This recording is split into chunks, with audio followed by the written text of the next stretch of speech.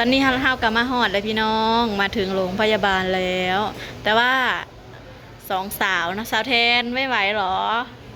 เป็นยังไงคะเมาหลดพี่น้องหาหมอไหม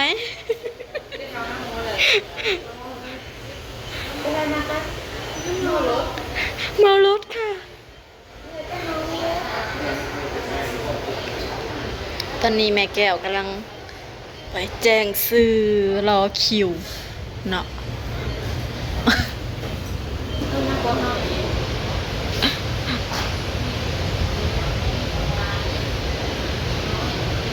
สองสาวพากันเมาโหลดสะเทนอาการหนักกว่าหมอลูกอมเย็นๆเนาะ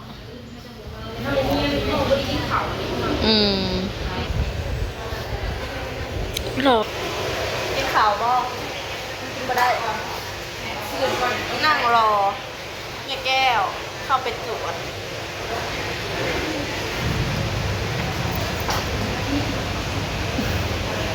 โอ้ยเป็นยังไงเนาะแต่ละคนแต่ดีตนพี่น้องเอ้ยมันสภาพยัดเขากล่องเอาแฟนวัดสภาพใครจะเอามาหน่อยวัดสภาพแล้วที่บอกเมาโลโซยิงแห้ง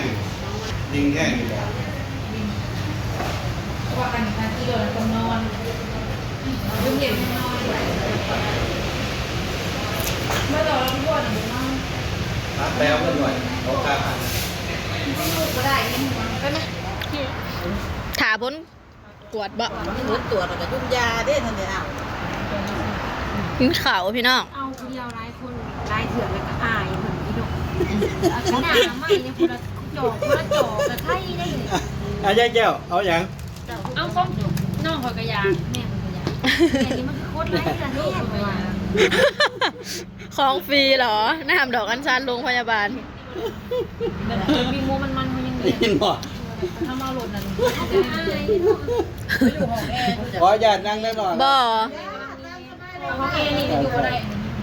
ห้องแอร์นี่ก็เพราะว่ามันบ่บนเขาแล้ววิ่งเขามูดับบานมูดับเย็นบานยุ่งบานนั้นพร้อมกับเขาไปโลดแห้งแดดแดงแข็งเขาได้เป็นของโรงพยาบาลแม่แก้วรอถาพ้นตรวจแล้วก็ถารับยาพี่น้องเอ้ยบอจงไว้ชัดทีเอาน้องฟ้ามาเลี้ยงขนม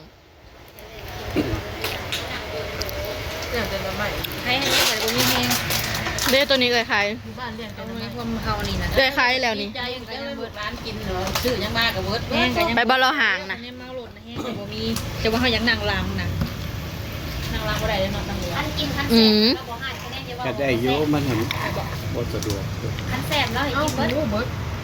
โคตรจะจ้ออยู่ทางหลังหน้าซองอันเมกินง่ายกับแสบมากกว่าใหญ่มันไหลถิ่มลงขยะบอกลงท้องนี่แหละซองก่อนนั่นเจ้านะกินขนมปิ้งนะอันเดียวนะก็อิ่มพอนมือแรงปุ๊ใหญ่ก็ดอกกระเดียกินละนิดอันหนึ่งกินก็อีเมกินเลยขนมปิ้งอันหนึ่งกับขนมโคกอิ่มหรือยังคะน้องฟ้าเขาในอีกนะพากันนั่งถ่ายอยู่อันรับอากาศงามหลดดินี่คันทางหลังนี่หลดคันทางหลังนี่งามมากสวย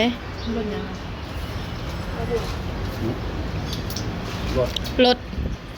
สะออนหลดเอาบุรังคนเปิด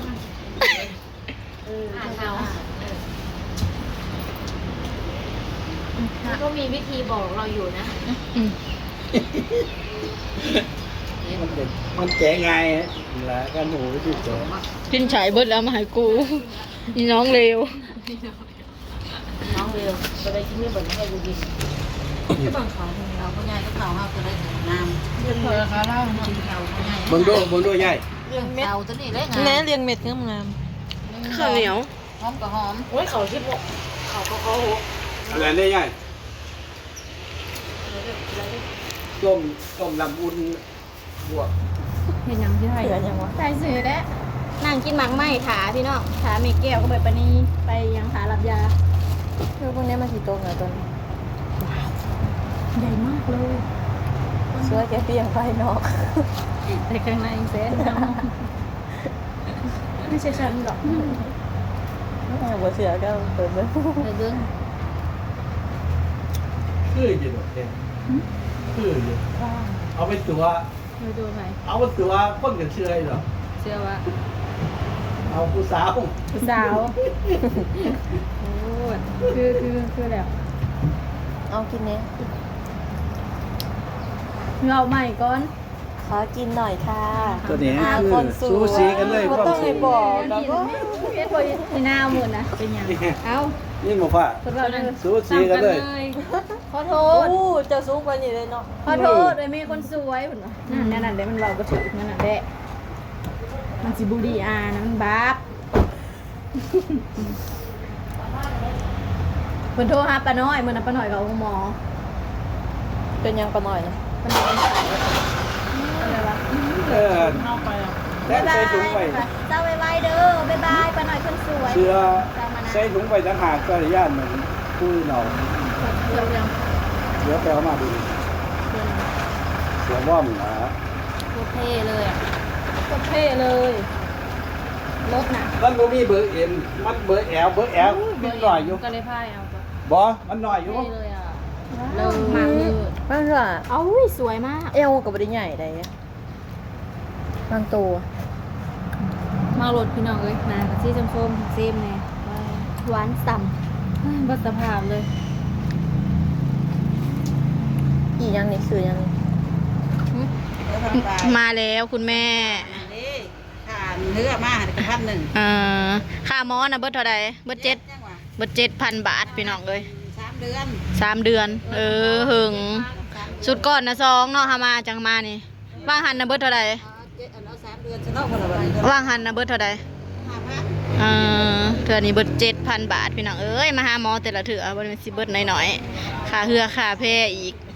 เต้กับมากับมายากับพิจารณาสรุปเถอะเอานั่นนี่เอา3 เดือนใช่ปะมายา กินปอกให้ไม่ใหญ่ดีกว่า นั่นมายากับนี่กันเขาบอกให้มานี่กระโทรมาหามันหมอโหลดเรา เป็นไงล่ะ 3 เดือนบัดนี้ เอาใหญ่ เบิด7,000 เจ็ดพัน 3 เดือน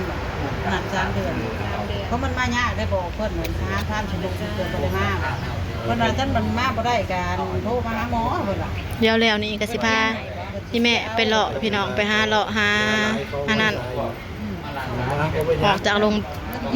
กันโรงพยาบาลแล้วก็สิพากันไปเลาะตลาดเลาะหยังไป